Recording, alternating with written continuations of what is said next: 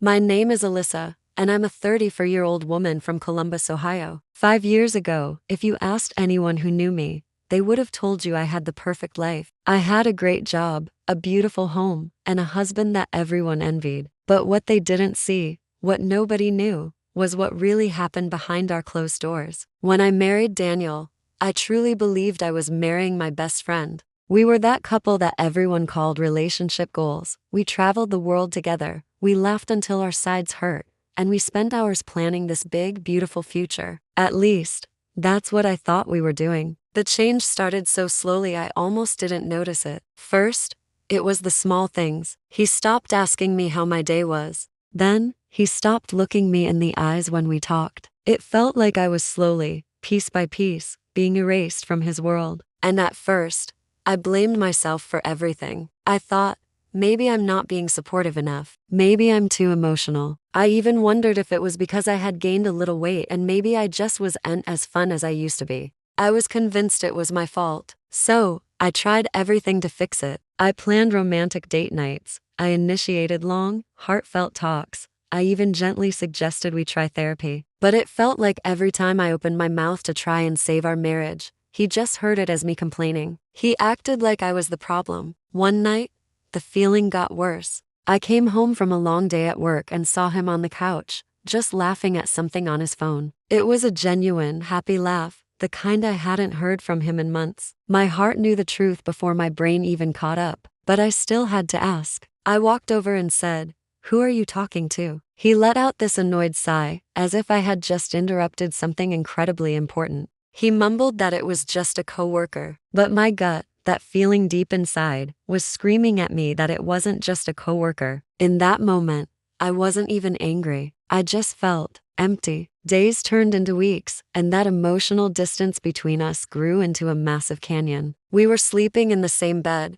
but we might as well have been on different continents. He barely touched me. He barely spoke to me. He barely acknowledged that I even existed. Unless he needed something from me, I felt like a ghost, just haunting my own home, completely invisible to the one person who was supposed to see me more clearly than anyone else. And what hurt the most wasn't even the suspicion that he might be cheating. It was the crushing realization that the man who once held my heart so gently, so carefully, had become a complete stranger. Everything finally came crashing down. On the morning of our 4th anniversary, I had gotten up early to plan a little surprise for him. I made his favorite breakfast. I put together a photo album of our happiest memories. And I even wrote him a long, handwritten letter, pouring my heart out. He came downstairs, didn't even notice the spread on the table. He just grabbed his keys and said he was running late for work. There was no kiss, no smile, not even a happy anniversary. Nothing. I just remember standing there, staring at the table I had so carefully set for two. And for the first time in my entire life,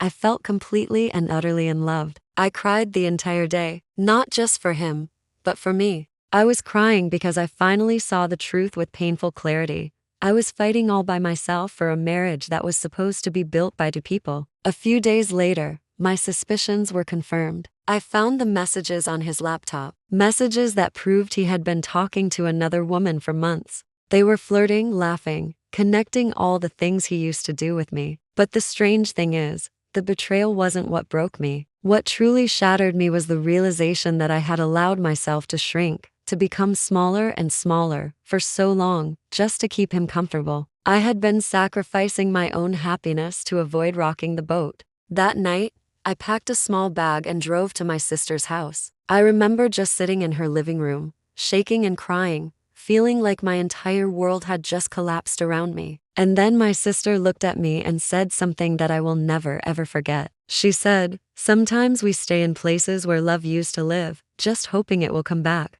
But you deserve a love that doesn't disappear when life gets hard." That one sentence changed everything for me. It was like a light switch flipped on in my soul. For the first time in years, I chose myself. The next day, I filed for separation. I started going to therapy. I began reaching out and reconnecting with friends I had drifted away from. I even rediscovered hobbies and passions that I had completely forgotten I loved. Now, I won't lie to you, the healing process was not easy. It was brutal. There were nights I cried so hard I couldn't breathe. There were moments I desperately wished I could just go back to the old version of us, back when things were good. But every single morning, I would wake up and remind myself that I deserved more. I deserved peace. I deserved joy. I deserved a real partnership. Today, I'm not perfect, but I'm healing. I'm learning and growing every day. And I am learning that loneliness within a marriage is one of the deepest and most confusing pains a person can experience. Because you are not just alone, you feel abandoned while someone is still lying right next to you every night. I wanted to share my story because I